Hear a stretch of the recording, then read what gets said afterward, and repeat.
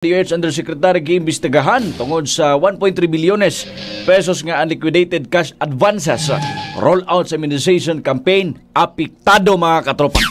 Kini ato ang paminahon karon mga katropa, doon na tayo video attachment diha.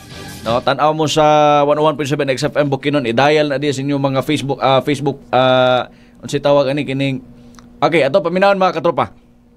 Naharap sa kontrobersya si Health Secretary Ted Herbosa. Bilyong piso raw kasi ang unliquidated cash advances ng DOH. Batay sa report ng COA.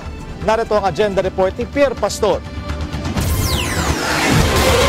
Kasong kriminal at administratibo ang maaaring kaharapin ni Secretary Ted Herbosa dahil sa umano'y kapabayaan niya bilang Head of Procuring Entity o HOPE ng Department of Health.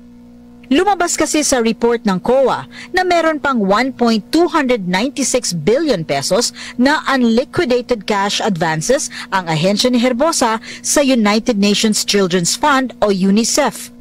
Ito ang rason kung bakit hindi mo na pwedeng makakuha ng panibagong batch ng bakuna sa UNICEF ang Pilipinas.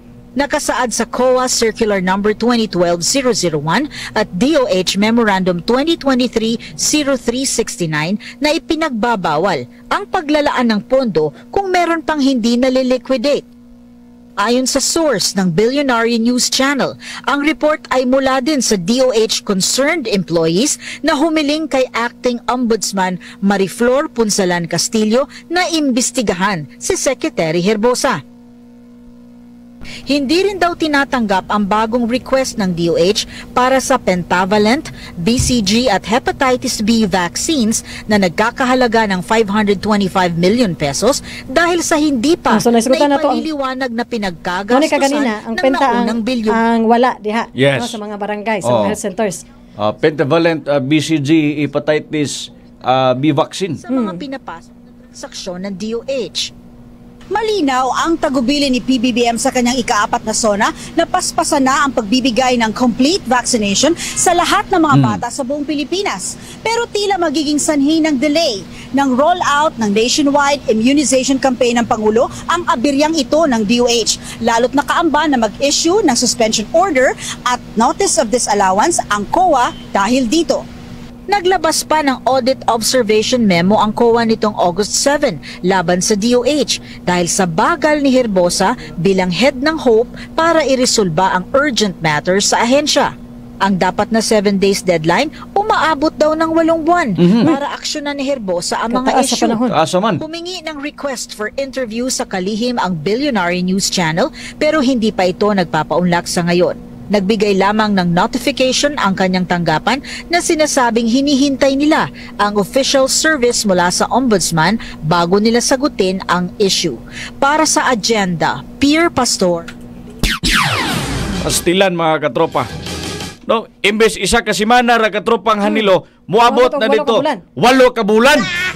Ay noon sa kadiha kung ikaw mo'y kining gitahasan diha, ikaw mo'y head diha mga katropa. O na imong pagpanerbisyo perting langana. Sus, in taon ka naog na siguro sa imong pwesto eh.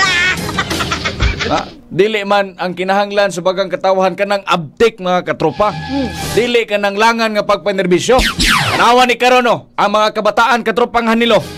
Dugay kinang graduate sa mga vaccine. So naisigutan na katropang nga adunay ang Hepa B nga vaccine wala diha.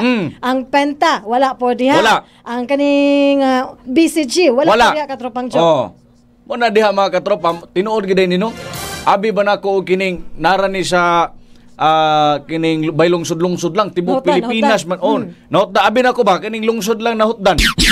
Tibok Pilipinas man dai apektado. Mo pa ako ang pangagpas una. Sa una katupang jo nga possible nga aduna sila limit ba nga ihap sa mga vaccines nga ginabutang ngadto sa lain mga kabaranggayan. Mo na nga nahurot mo kinahanglan nga magsayo ka. Magsayo ka adto sa mga health centers. So ang problema dai ni katrupang jo nganong wala niya ang pipila ka mga vaccines nga idapat unta ngadto sa mga babies kabataan ni katrupang jo sa mga kabataan katrupang jo kay tungod di ay sa pagpangaw-kaw diha sa